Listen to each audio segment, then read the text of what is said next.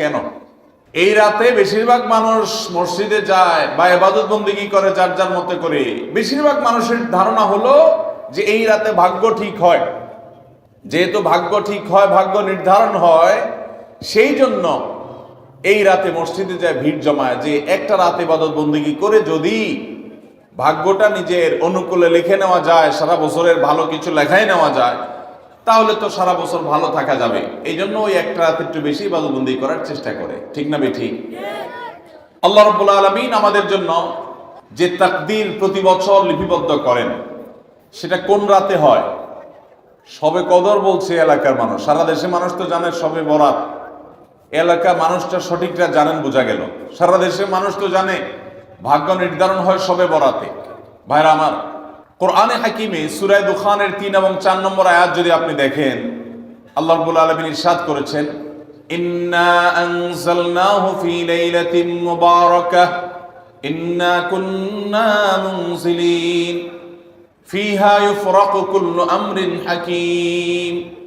আল্লাহ বলেছেন, আমি নিশ্চয় কোরআনকে নাজিল করেছি, অবতীর্ণ করেছি একটি বরকতময় রাতে। আর এই বরকতময় রাতটা কোন রাত? যে রাতে কোরআন নাজিল হয়েছিল? শবে কদর। কোনো সন্দেহ আছে? কারণ কোরআনের আরেক আয়াত বলছে, ইন্না আনজালনাহু ফি লাইলাতিল কদর, আমি কোরআনকে নাজিল করেছি যে রাতে, সেটা হলো লাইলাতুল কদরে। তাহলে লাইলাতুল কদরে আল্লাহ কোরআন নাজিল করেছেন। আর সূরা দুখানে বলেছেন, আমি একটি বরকতময় রাতে কোরআন নাজিল করেছি। তাহলে এখানে বরকতময় রাত বলতে যে লাইলাতুল কদরকে বোঝানো হয়েছে, সেটা দিনের আলোর মতো পরিষ্কার। ঠিক কিনা বলেন? এরপর আয়াত আল্লাহ বলেছেন, ফিহা ইউফরাকু কুল্লু আমরিন হাকিম, এই বরকতময় রাত যে রাতে কোরআন নাজিল হয়েছে, অর্থাৎ লাইলাতুল কদর, সেই রাতেই সমস্ত গুরুত্বপূর্ণ হিকমাপূর্ণ বিষয়গুলো সব ধার্য হয়ে থাকে, নির্ধারণ হয়ে থাকে। এই আয়াতের আলোকে বোঝা যায় মানুষের ভাগ্য সারা বছরের যেটি লিপিবদ্ধ হওয়ার কথা, সারা বছরের যে বাজেট হওয়ার কথা, সেটা হয়ে থাকে লাইলাতুল কদরে, শবে কদরে। মধ্য শাবানের রাত, এ রাতে আল্লাহ তাআলা মানুষকে সাধারণ ক্ষমা ঘোষণা করেন। যাদের মনে হিংসা নাই, যাদের মনে মানুষের প্রতি বিদ্বেষ শত্রুতা নাই, এবং যারা শিরকে লিপ্ত না, এই মানুষগুলো ছাড়া বাকি মানুষগুলোকে মধ্য শাবানের রাত, যেটাকে আমরা শবে বরাত বলি, হাদিসের ভাষ্য শবে বরাত নয়, হাদিসের ভাষ্য হলো লাইলাতুন নিসফি মিন শাবান, সেই রাতে আল্লাহ রাব্বুল আলামিন বান্দাকে সাধারণ ক্ষমা ঘোষণা করেন। এটা একটা ভিন্ন বিষয়, কিন্তু বছরের সবচেয়ে শ্রেষ্ঠ রাত হলো লাইলাতুল কদর, যেই রাতে আল্লাহ তাআলা বান্দার ভাগ্য ঠিক করেন। এই রাতে যে ভাগ্য আল্লাহ নির্ধারণ করে থাকেন, সেই নির্ধারণটা যেন আমাদের অনুকূলে হয়, সেই নির্ধারণটা যেন আমাদের জন্য কল্যাণকর হয়। আল্লাহ যেন আমাদের ভাগ্যে ভালো কিছু লেখেন, খারাপ কিছু যেন না লেখেন।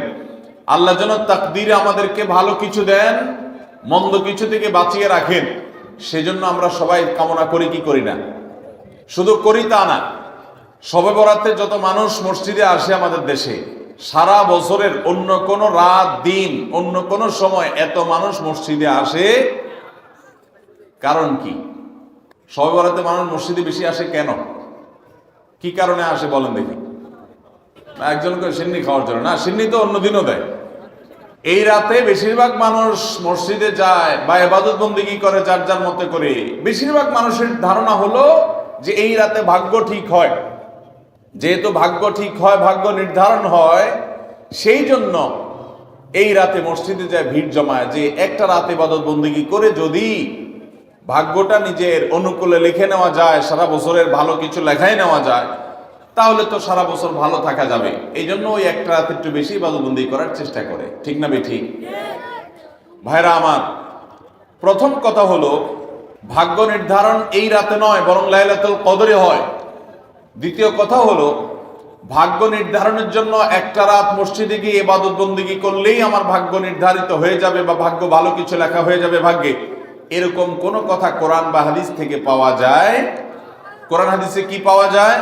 সূরা নাহাল আয়াত নম্বর 97, আল্লাহ রাব্বুল আলামিন ইরশাদ করেছেন, মান আমিলা সালিহাম মিন যাকারিন আও উনসা ওয়া হুয়া মুমিন, পুরুষ হোক আর নারী হোক, যে কোনো ব্যক্তি যদি ঈমানদার অবস্থায় ভালো কাজ করে, কোরআন হাদিসে নির্দেশিত কাজ, আল্লাহ যা করতে বলেছেন, রাসূল সাল্লাল্লাহু আলাইহি ওয়াসাল্লাম যা করতে বলেছেন, যদি সে কাজগুলো করে, এমত অবস্থায় করে যে সে ঈমানদার, অর্থাৎ ঈমান থাকতে হবে, ঈমান আছে এই অবস্থায় যদি নেক আমল করে, তাহলে কি হবে? আল্লাহ বলেছেন ফালানুহিয়ান্নাহু হায়াতান তাইয়্যিবাহ, তাহলে সেই পুরুষ সে নারীকে আমি পবিত্র জীবন দান করব। এই পবিত্র জীবনে মানুষ সুখী থাকবে, এই পবিত্র জীবনে মানুষ সমৃদ্ধ থাকবে, এই পবিত্র জীবনে মানুষ ভালো থাকবে, নেক থাকবে। ওয়ালানাজজিয়ান্নাহুম আজরাহুম বিআহসানি মা কানু ইয়ামালুন, এবং এই ইমানদার নারী পুরুষরা যদি নেক আমল করে, ভালো কাজ করে যদি সব সময়, তাহলে সেক্ষেত্রে আল্লাহ বলেছেন তারা যে ভালো কাজ করেছে ওইটা সবচেয়ে উত্তম বিনিময় আমি তাদেরকে দান করব। তাহলে এই আয়াত থেকে প্রমাণ হয়, যদি কেউ ঈমান আনার পর নেকামল করতে থাকে, নেকামল করতে থাকে, একদিনের নেকামল নয়, এক রাতের নেকামল নয়, সারা বছর জুড়ে সারা জীবন ধরে ভালো কাজ করার চেষ্টা যদি কেউ করে, আল্লাহ তাআলা তাকে পবিত্র জীবন দিবেন, সৌভাগ্যবান মানুষের জীবন দিবেন, সুখী মানুষের জীবন দিবেন। এখান থেকে বোঝা যায় কি ভাগ্য নির্ধারণের জন্য এক রাত আমল করতে হবে নাকি সারা বছর? সূরা আরাফ আয়াত নম্বর 96, ওয়ালাউ আন্না আহলাল কুরা আমানু ওয়াত্তাকাউ, যদি কোন জনপদের লোকেরা ঈমান আনে আর তাকওয়া অবলম্বন করে। তাকওয়া কি? তাকওয়া হলো আল্লাহর ভয়ে সে আল্লাহর নির্দেশগুলো মানে আর হারামগুলো বর্জন করে, এরকম যদি কেউ করে, লাফাতাহনা আলাইহিম বারাকাতিম মিনাস সামাই ওয়াল আরদ, আল্লাহ বলেছেন তাহলে ওই ব্যক্তিকে আসমান এবং জমিন থেকে সমস্ত বরকত সমূহের দুয়ার সবগুলো তার জন্য খুলে দেওয়া হবে। তাহলে বোঝা গেল মানুষের জীবনে বরকত নাজিল হবে, মানুষ সুখে থাকবে, ভালো কিছু তার তাকদিরে লেখা হবে। তখন যখন বান্দা নেক আমল করে, যখন বান্দা গুনাহ থেকে বাঁচে, তাকওয়া অবলম্বন করে, তখন তার ওই এক রাত্রে গিয়ে আলাদা কিছু দোয়া বা বিশেষ পদ্ধতির কোনো জিকির আজকার এটা প্রয়োজন হয় না, বরং সে সারা বছর জুড়ে আল্লাহ তাআলা তার নসিবে ভালো কিছু লেখেন যদি সে বছর জুড়ে সারা জীবন ধরে নেক আমল করে গুনাহ থেকে বাঁচে। ভাইরা আমার, ধরুন আপনার বাসায় দুটা মেশিন আছে, সেলাই মেশিন আছে। আপনার যেই মেশিনটা ভালো, এটা দিয়ে আপনার কাজ হয়, প্রোডাকশন হয়, ওই মেশিনটাকে তেল মোবিল আপনি ঠিক মতো দিবেন কি দিবেন না?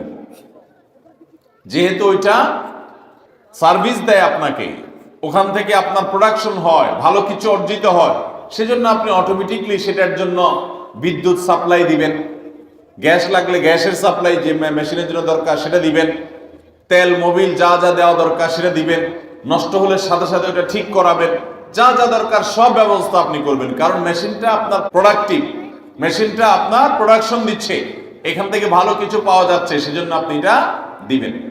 আরেকটা মেশিন যদি হয় যে মেশিন থেকে আপনার কোনো সার্ভিস আপনি পান না, প্রোডাকশন দেয় না, মেশিনটা নষ্ট হয়ে অকেজো হয়ে পড়ে আছে, তাহলে ওই মেশিনে কি আপনি বিদ্যুৎ সাপ্লাই দিবেন? ওখানে কি আপনি অন্য যা দরকার আছে তেল মোবিল নিয়মিত দেওয়া, এগুলো কি আপনি করবেন? করবেন না। হ্যাঁ, ওইটার জন্য মাসে মাসে কিস্তি যদি দেওয়ার দরকার হয়, আগে থেকে কিনা থাকে, তাহলে আপনি হয়তো কিস্তি পরিশোধ করবেন। অন্য কিছু আগে থেকে করা দরকার আছে সেটা আপনি করবেন।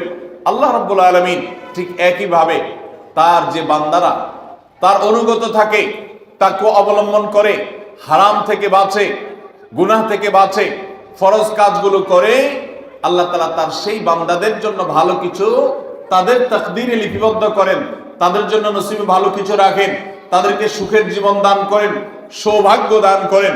আল্লাহ তাআলা প্রকৃত প্রশান্তি মনের সেটা দান করেন আল্লাহর ঈমানদার এবং নেককার বান্দাদেরকে, আমলে সালেহ করানোওয়ালা বান্দাদেরকে, মুত্তাকি পরহেজগার বান্দাদেরকে। আর যারা আল্লাহর এই আনুগত্য করে না, যারা আল্লাহ রাব্বুল আলামিনের প্রতি ঈমান আনে না, যারা নেক আমল করে না, যারা তাকওয়া অবলম্বন করে না, এই মানুষগুলো তাদেরকে আল্লাহ তাআলা ওই দুনিয়াতে বেঁচে থাকার জন্য, আর দুনিয়া সিজনুল মুমিন ওয়া জান্নাতুল কাফির হাদিসে আসছে, ঈমানদারের জন্য হলো জেলখানা আর কাফিরের জন্য জান্নাতের মতো যা খুশি করতে পারে। আল্লাহ তাআলা তাকে কিছু রিজিক দিয়ে বাঁচায় রাখেন, কিন্তু এই রিজিকের কোনো মূল্য আল্লাহর কাছে নাই।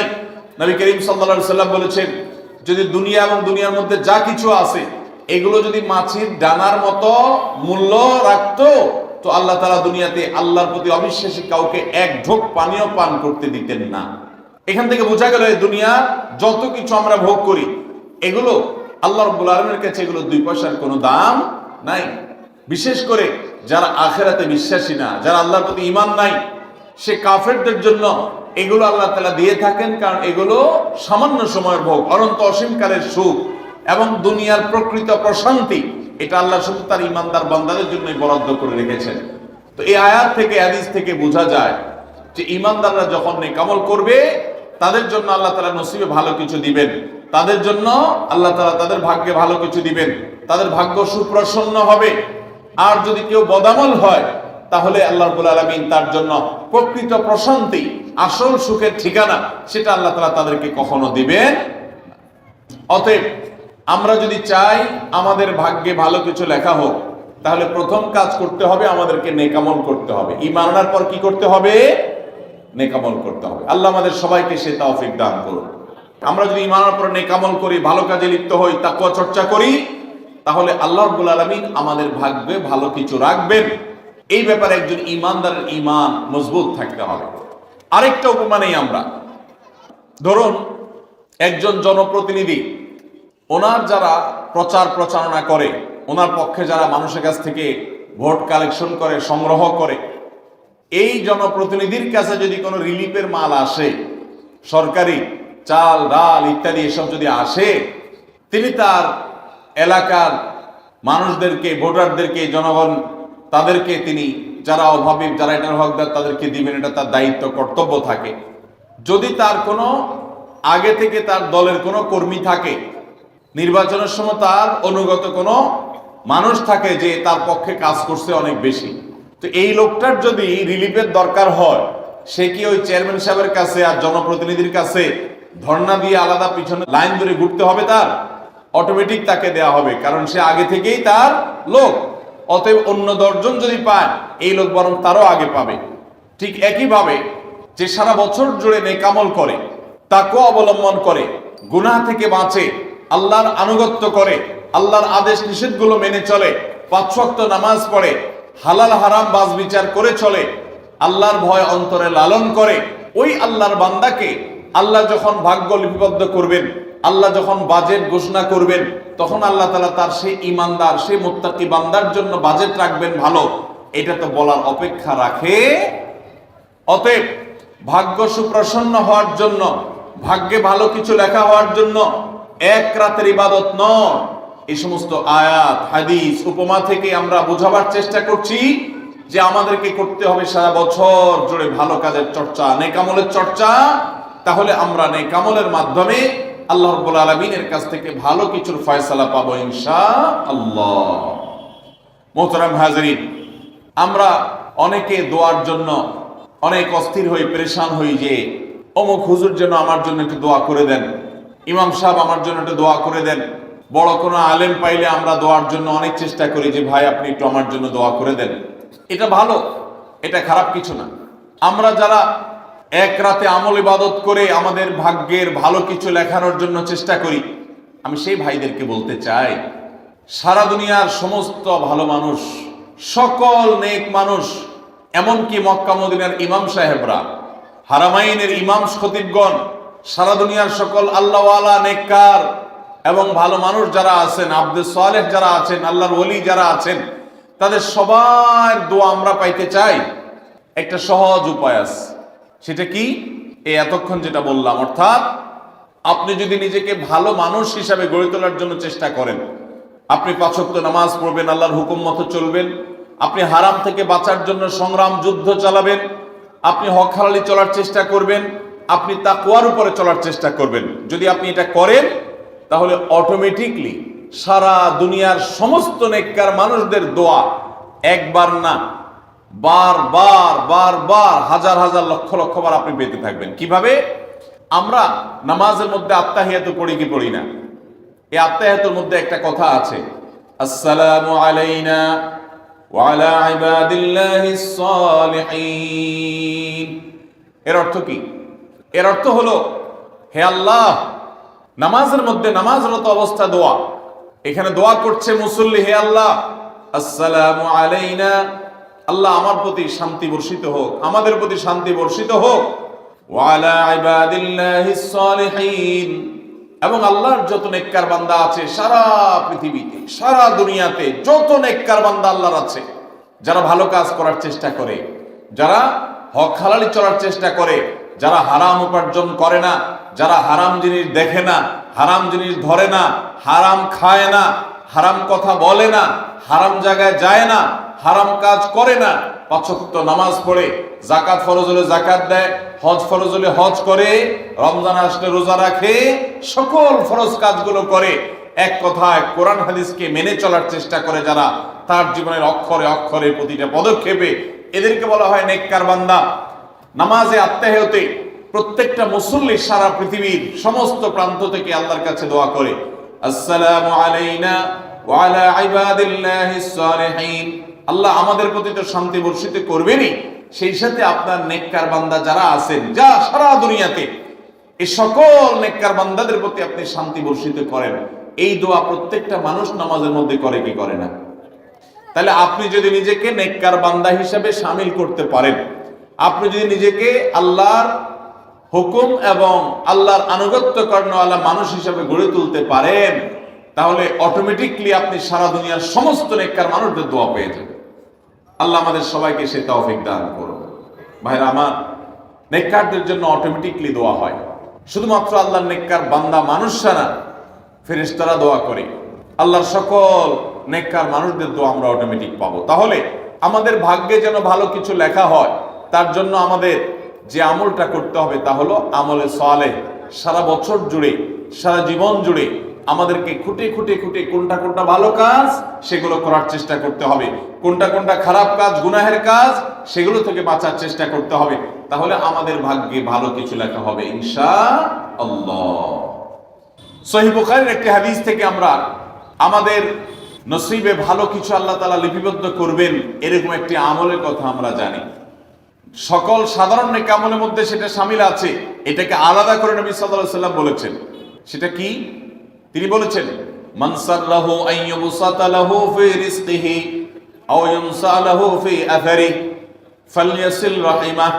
মান সাররাহা লাহু আইয়ুবসাতা লাহু ফি রিজকিহি আও ইউনসা লাহু ফি আথারিহি, যে ব্যক্তি চায় তার রিজিককে প্রশস্ত করে দেওয়া হোক, তার রিজিকে বারাকা দেওয়া হোক এবং তার হায়াত বৃদ্ধি করে দেওয়া হোক, এটা যে চায়, ফালইয়াসিল রাহিমাহ, সেই জন্য তার রক্ত সম্পর্কীয় আত্মীয়দের সাথে সুসম্পর্ক বজায় রাখে, সেই জন্য তার রক্ত সম্পর্কীয় আত্মীয়দের সাথে সম্পর্ক সবসময় জুড়ে রাখে, সম্পর্ক যেন ভালো রাখে, তাদের সাথে সম্পর্ক যেন ছিন্ন না করে।